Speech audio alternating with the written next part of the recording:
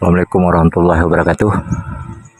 Nah, ini kita berada kembali di salah satu kebun yang minggu kemarin sempat kita review dan informasikan bahwasannya ada tanaman jeruk nipis di dalam kebun ini yang sudah 4 tahun usianya tapi tidak mau berbuah. Jadi sebagaimana yang kita informasikan di minggu kemarin bahwasannya tanaman jeruk nipis ini memang sangat-sangat tidak terawat. Kondisinya juga tidak mendapatkan asupan matahari yang optimal, tidak pernah dilakukan pemangkasan, tidak pernah dilakukan pemupukan, tidak pernah dilakukan pengendalian. Artinya benar-benar tumbuh liar, ditanam tapi pertumbuhannya secara alami. Nah, inilah kondisi tanaman jeruknya yang minggu kemarin sempat kita ada 2 batang yang jadi pembelajaran kita, baru 1 batang ini yang kita pangkas. Nah, hari ini coba kita akan lakukan pemangkasan pruning secara lebih optimal, karena sini kita sudah lihat kondisinya setelah 1 minggu pemangkasan. Nah, ini pucuk-pucuk baru sudah mulai tumbuh.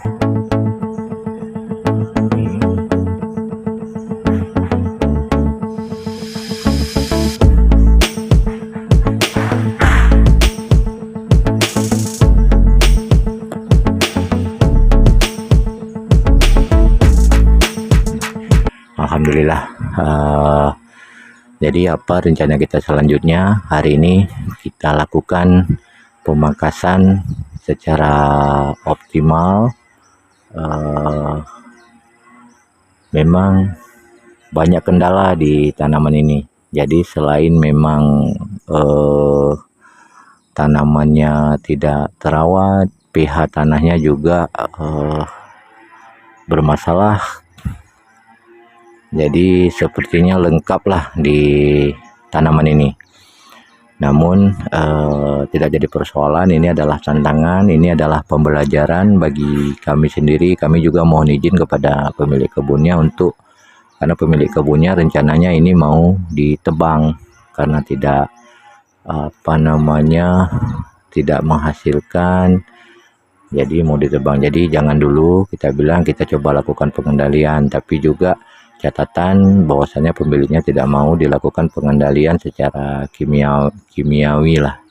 Nah, ini kita lihat juga ada daun-daun sudah terserang kutu-kutuan. Memang kemarin itu tidak begitu kelihatannya. Kita lihat semut hitam, kutu-kutuan. Jadi tidak masalah, kita tidak akan lakukan penyemprotan dulu. Hari ini kita lakukan pemangkasan secara optimal dan kita lakukan kita netralkan dulu pH tanahnya supaya tanaman bisa secara optimal menyerap unsur hara yang ada di dalam tanah. Karena kondisi tanah ini agak sedikit lereng, agak menurun. Jadi memang itulah yang jadi kendala, tapi tidak masalah, kita akan berusaha semaksimal mungkin. Mudah-mudahan ini bisa benar-benar menjadi pembelajaran ini. Setelah kita cek pH tanahnya, coba kita ulang.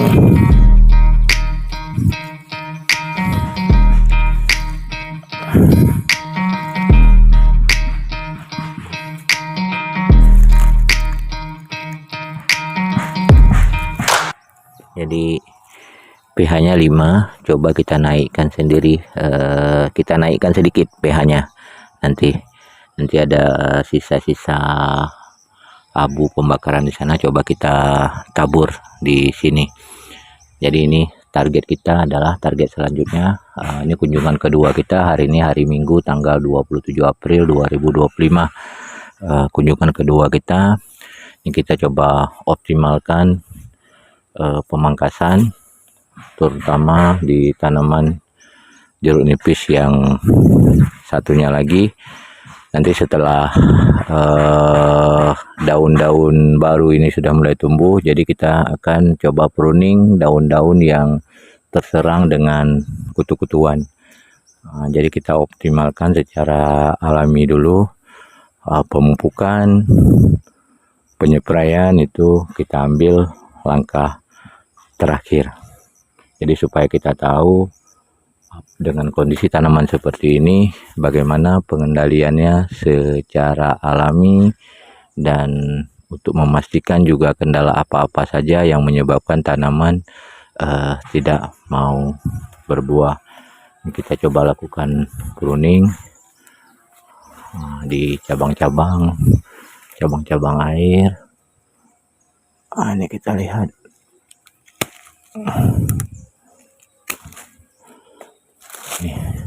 Beginilah kondisi tanaman kalau memang benar-benar tidak dilakukan perawatan. Ini kita lihat. Jadi dapat kita informasikan bahwasanya ini kita lihat contoh semut hitam. Semut hitam ini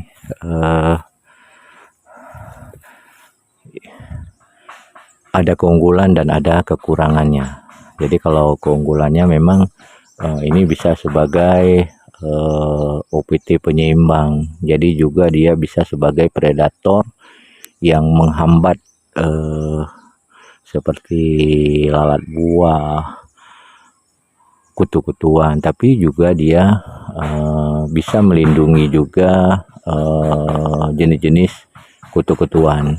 Jadi tapi dengan jumlah yang tidak begitu signifikan, kita lihat kami rasa tidak masalah. Ini yang kira-kira seperti ini kita buang aja.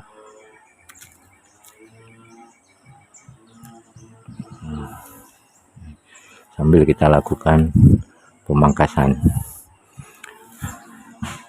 Nah, tadi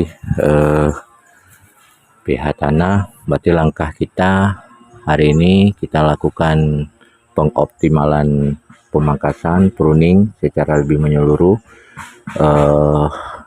Kita lakukan pH tanah. Nah, target kita selanjutnya nanti ini daun-daun yang seperti ini tidak kita buang dulu, supaya ini kita tunggu sambil menunggu pertumbuhan pucuk baru. Karena kita lihat pertumbuhan pucuk-pucuk barunya ini masih sehat, tidak ada masalah. Nah, setelah tumbuh pucuk-pucuk baru ini, daun-daun yang lama ini nanti baru kita buang. Untuk sekarang kita tidak lakukan pemangkasan secara ekstrim dulu, karena ini juga kondisi musim kemarau. Takutnya nanti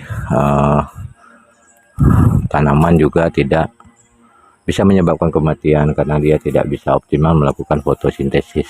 Nah, jadi kita lakukan pemangkasan, kita optimalkan di cabang-cabang saja.